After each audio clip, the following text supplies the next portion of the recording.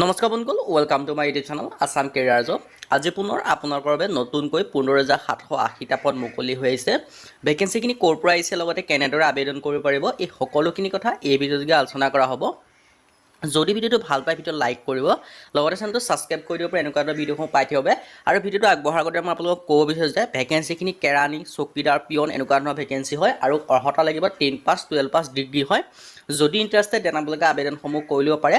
আমাৰ হোৱাটছআপ চেনেলৰ লিংক আৰু টেলিগ্ৰাম চেনেলৰ লিংক ভিডিঅ' ডেছক্ৰিপশ্যনতে তাতো আপোনালোকে জইন হৈ ল'ব পাৰে। তেতিয়া আপোনালোকে ডেইলি জবৰ আপডেটসমূহ পাই থাকিব। আহক আজি আমাৰ ভিডিঅ'টো আৰম্ভ কৰোঁ। মই আপোনালোকক কৈছোঁৱেই HDFC বেংকৰ ফালৰ পৰা টোটেল 15,000তকৈ অত্যাধিক ভেকেঞ্চি আহি গ'ল। অল ইণ্ডিয়াৰ বাবে আহিছে, মানে অসমৰ সকলো জিলাতো ভেকেঞ্চি পাব, লগতে আপোনালোকে অল ইণ্ডিয়াতো ভেকেঞ্চি পাব। আপোনালোকে নিজৰ জিলাতে চাকৰি কৰিব পাৰিব। HDFC বেংকৰ ফালৰ পৰা টোটেল 15,000তকৈ বেছি ভেকেঞ্চি মুকলি কৰি দিছে। এইবাৰ আপোনালোকৰ HDFC বেংকৰ ফালৰ পৰা ভেকেঞ্চিখিনি ওলাই আহিছে। মই আপোনালোকক ডিটেইলছ সম্পূৰ্ণ কথা কৈ দিছোঁ। অৰ্গেনাইজেশ্যনৰ নেম দেখিব পাইছে, HDFC বেংক প্ৰাইভেট লিমিটেড হয়। HDFC বেংকৰ ফালৰ পৰা আহিছে। মই আপোনালোকক এপ্লাই কেনেকৈ কৰিব এই কথাও জনাই দিম। যদি আপোনালোকে এপ্লাই কৰিব নোৱাৰে মোক হোৱাটছআপত মেছেজ কৰিব পাৰে, মই আপোনালোকক এপ্লাইসমূহ কৰি দিয়া হ'ব। বা আপোনালোকে নিজেও এপ্লাই কৰিব পাৰিব। মই আপোনালোকক এপ্লাই কেনেকৈ কৰিব এই প্ৰচেছটো দেখাই দিম।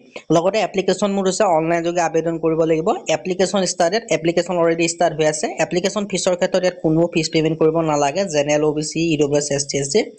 আৰু আপোনালোকে দেখিব যে ভেকেঞ্চি ডিটেইলছখিনি আপোনালোকৰ বহুত ধৰণৰ ভেকেঞ্চি আছে।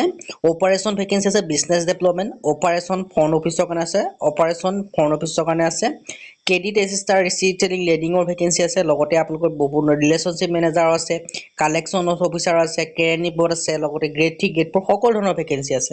চিলেকশ্যন বেচিছ অকল ইণ্টাৰভিউ বেচিছ হ'ব, অনলি ইণ্টাৰভিউ বেচিছ লিখা আছে। এজ লিমিট 18ৰ পৰা আবেদন কৰিব পাৰিব। মেক্সিমামটো উল্লেখ কৰা নাই, মিনিমাম 18 বছৰ হ'লে আবেদন কৰিব পাৰিব। 18ৰ পৰা মিনিমাম ধৰি লওক 25 বছৰলৈকে আবেদন কৰিব পাৰিব। চেলাৰী স্কেল আপোনালোকৰ বেছ দিয়া হ'ব বুলি কৈছে। লগতে ইম্পৰ্টেণ্ট লিংক আছে, কেনেদৰে আবেদন কৰিব মই সেই কথা জনাই দিছোঁ। এতিয়া আপোনালোকে আবেদনসমূহ কেনেকৈ কৰিব মই সেই কথা আপোনালোকক জনাই দিম। তাৰ আগতে মই আপোনালোকক কৈছোঁ যে এই যিখিনি ভেকেঞ্চি হয় এইখিনি আপোনালোকৰ 15,000তকৈ অত্যাধিক ভেকেঞ্চি হয়। আপোনালোকে নিজৰ মোবাইলৰ পৰা আবেদনসমূহ কৰিব পাৰিব। মই আপোনালোকক এতিয়া আবেদনসমূহ কেনেদৰে কৰিব মই আপোনালোকক দেখাই দিছোঁ। ভিডিঅ'টো চাওক। এইটো দেখিছে HDFC বেংক এপ্লাই লিংক দেখিছে, ইয়াত যাব। গৈ পেলাই ইয়াত আপোনালোকে নিজৰ যিখন লোকেশ্যন দিব, আপোনালোকৰ লোকেশ্যন দিব। অসমৰ সকলো জিলাৰ কাৰণে ভেকেঞ্চি আছে।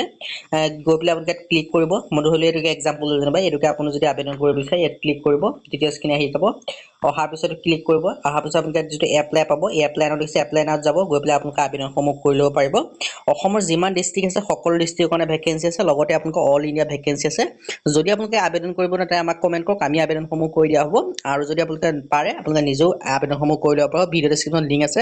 লগতে আমাৰ হোৱাটছআপ চেনেল আৰু আপোনালোকৰ টেলিগ্ৰাম চেনেলৰ লিংক আছে, তাত গৈ আপোনালোকে জইন হৈ ল'ব পাৰে। তেতিয়া আপোনালোকে এডভাৰটাইজমেণ্টখন পাই যাব। আজি ভিডিঅ' মানে যদি ভিডিঅ' ভাল পালে লাইক কৰিব, লগতে চেনেলটো ছাবস্ক্ৰাইব কৰি দিব। এনেকুৱা ধৰণৰ ভিডিঅ'সমূহ প্ৰতিদিনে পাই থাকিব। আজিলৈকে নতুন ভিডিঅ'ত লগ পাম।